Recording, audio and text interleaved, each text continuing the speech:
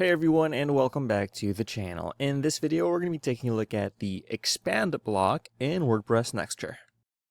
This is part of a series of videos taking a look at Nextr's blocks one by one. To get started, let's open up a brand new blank page and take a look at this block on its own. Okay, so for the beginners out there, before we continue any further, just a few housekeeping things. If this right-hand sidebar isn't here, there's a button over here on the top right called Settings. Just click on that. It's beside the Publish button. And this is where all of the settings to toggle and configure for the block will appear. Next, let's give our page a title, just to keep things organized. And last but not least, let's add the block itself. So on the top left corner here, there's a plus icon called the block inserter. Just click on that. And you can either search for the block, or you can see Nextr blocks is right here. Just scroll down and find it. But since I think it's all the way down, we can just search for it, and here it is. You can see it has a purple icon. Just drag and drop it into the workspace, and here we have the expand block. Now, there's going to be some demo content here, and you can see the functionality works just fine. Read more, read less. And let's take a look at our options over here. So layout, for content, we can put this is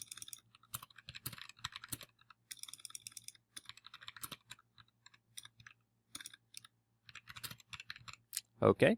And as you can see, we can either change this to text,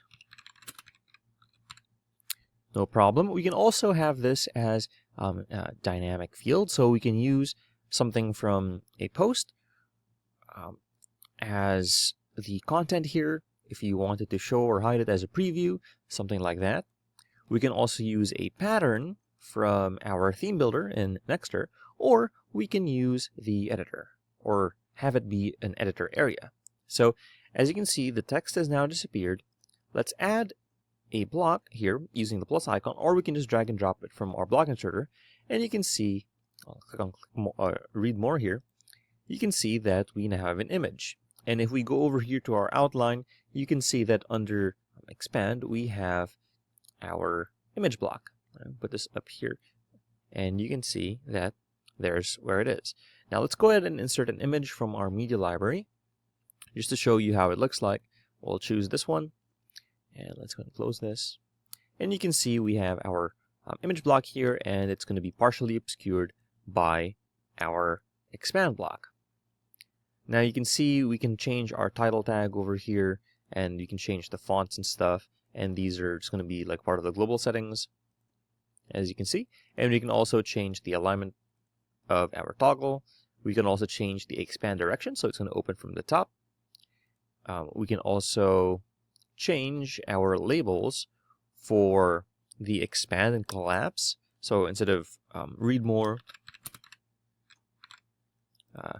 we can change this to hide.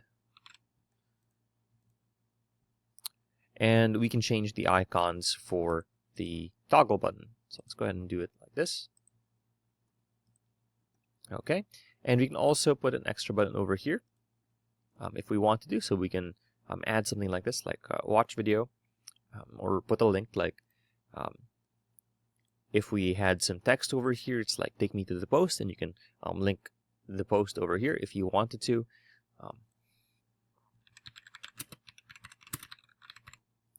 Just as an example, and we have some extra options over here for the maximum height, and we can change the maximum height for this, right, if you wanted to put in the button a bit closer. And we can also change the duration. So this is what it looks like, and then when we close it like this, that's how it's going to be. And we can also change our custom opacity for this.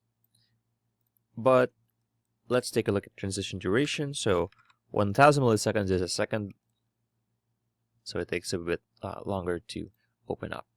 Next, let's take a look at the style tab. We can change our margins here. We can change our alignment for the title.